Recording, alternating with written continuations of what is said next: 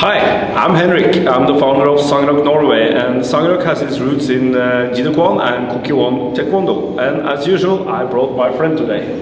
Yes, I'm Roy, and we have my son Melvin with us today as well. I'm the co-founder of ITF-Radix, which is based on ITF-Taekwon-Do, and I'm organized in National Taekwondo Norway. Today we are going to ramble and play with this technique that you will find in all kinds of martial art and styles and organization. So hang in there.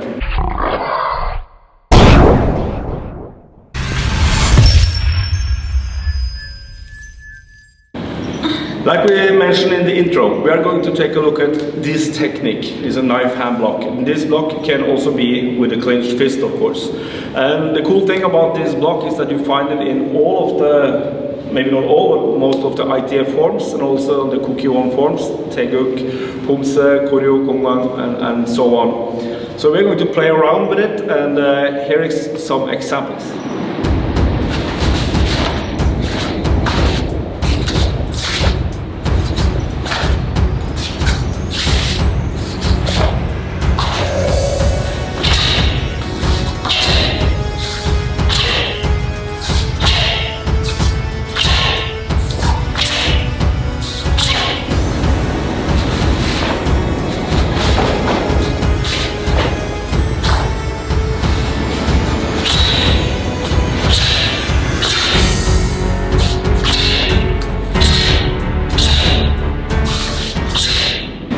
Like we were talking about in some of our last videos, we were talking about the 4 principles of learning patterns. First you learn a pattern, then you learn the application, then you play around with the application, then you can use it in a fight or in a competition or whatever. You can apply it.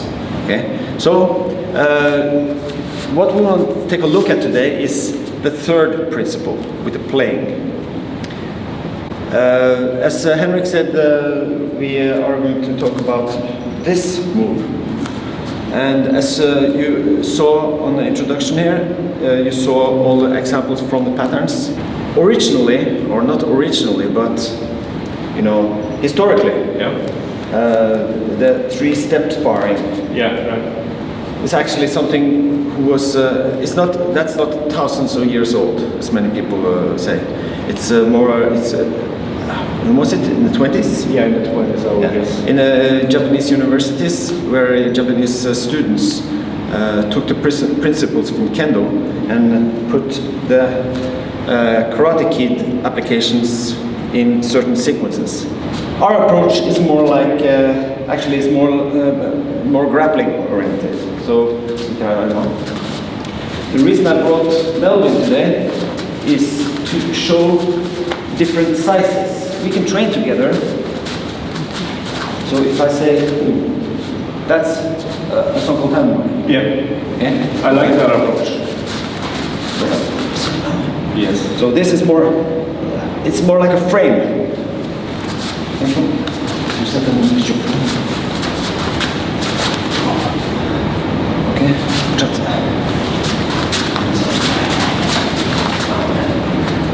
You can see because of the height difference. Yeah. So with the camera. So for me, it's natural because he's lower than me to put a quite low elbow monkey. But he is more like a choppy monkey. Yeah. Basically, it's the same kind of technique. So where the hand is, if it's here or here, depends a little bit on. Let's say if we do like that, then my arm stops at his throat here or neck, and this one is on the elbow. But if I go for the wrist, then I'm on the hip. You understand? Yeah, I understand. Yeah. And for him,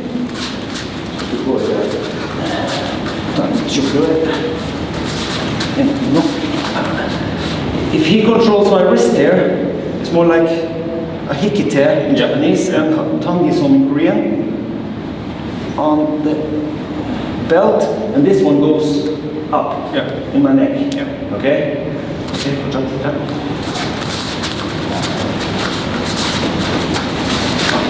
From here. So this one is now on the elbow and here. And that's quite interesting thing you do there, because usually we have one technique, many applications. Here we have kind of one application, but many techniques. Because the high block and the mid block has the same application. I really like that approach. Cool. You know, the step sparring, I think it can be good for learning balance, control, things like that. But one example that I find a little bit confusing, if we try together now, and you go back, this can be a normal step sparring. And you hit, and I block. When I'm standing here, why should I even bother to block? Because he wouldn't hit me, I already made the distance.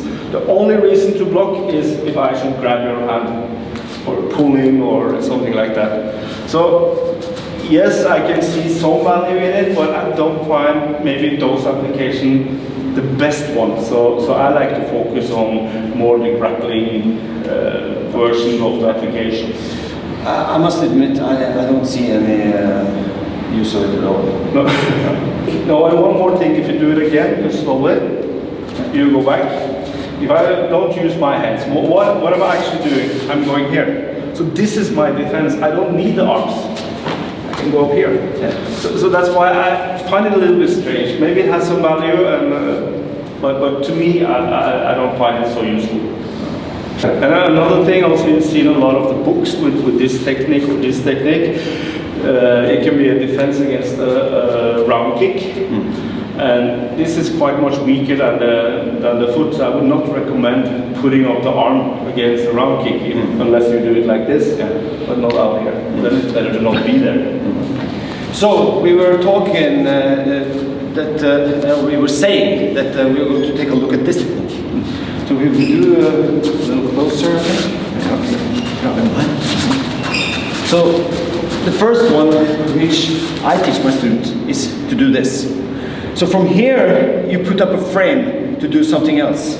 So as we showed you in different patterns, you have different techniques which come after.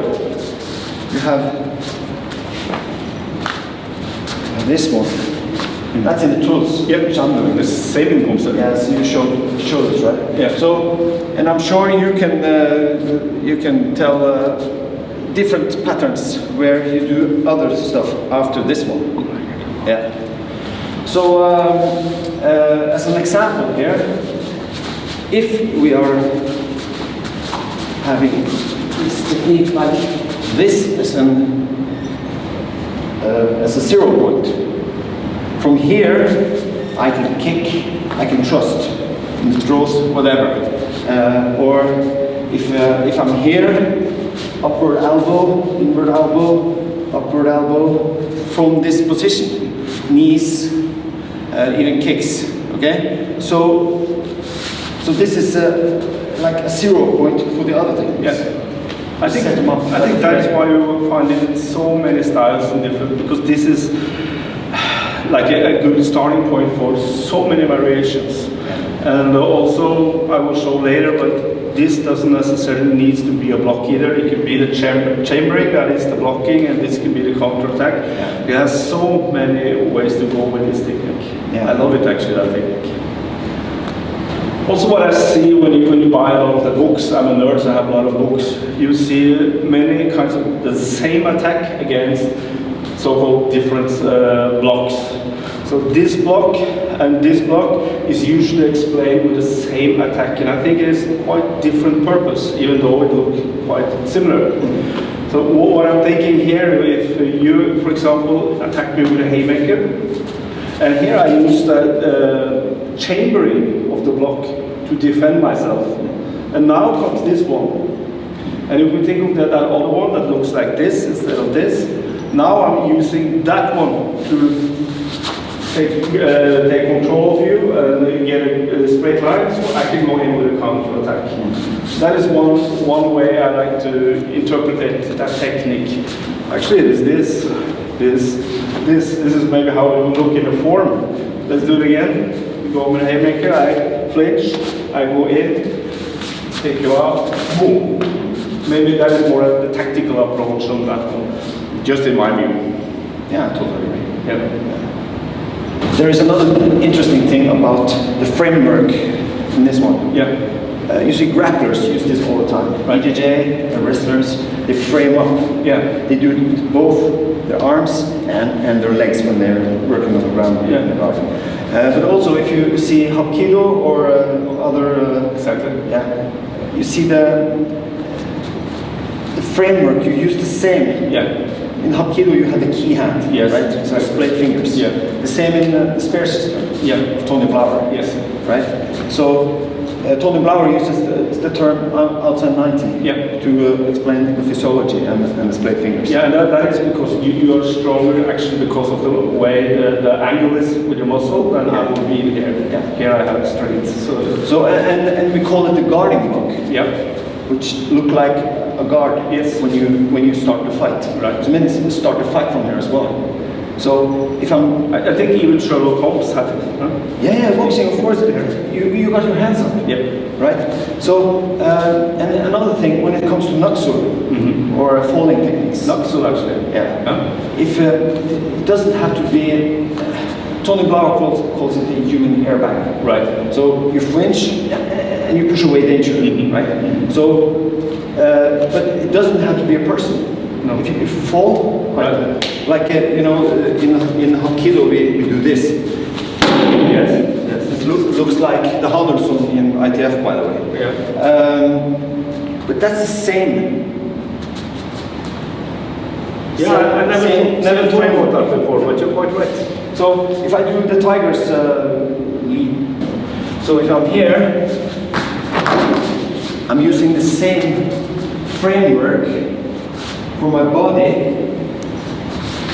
when I'm rolling. Yeah, you're quite right. So the frame here is a full spare in the spear system, half spare, so-called Handblock in ITF. Yeah, a Hapkido. Hapkido. Boxing guard. Yeah, it's there. And another thing, I think, in the patterns, Yeah.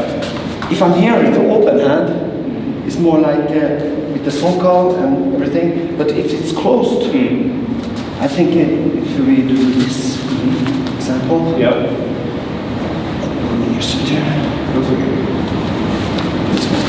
So from here, I grab you, and now we are in a sort of judo fight, right? Right.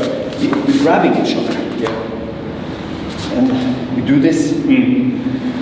So you can also say that this one is natural and it's coming actually because you're grabbing. Yes. So it connects. Connects all everywhere. Yeah. That's very cool because when we're starting looking at the technique like this, you can see that it's quite intelligent made up. Yeah. It is. So what we see in the form, Yeah. it's like you hear form. It's formalized. Yeah. It's formalized way to do it. Yeah. So like Funakoshi said, kata is absolute. Fighting is a different matter. Yeah, that's what it Right? is. So let's close this with the four principles again. Yeah. Learn a pattern, learn application, play around with it, exactly what we have done now. Yes.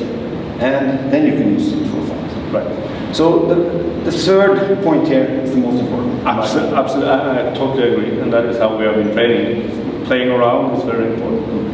It's a reason why children play, because it's the best way to learn, and that should be the way we also do in the martial arts. Don't stop playing. Thank you for watching this video. The goal with these videos we are making is to try to broaden our horizon and maybe your horizon, so you can get more inspired and find more things in your martial art. And if we have managed that, our goal is accomplished. If you have any comments, please leave it in the comments field and don't forget to subscribe. See you in the next video. Bye.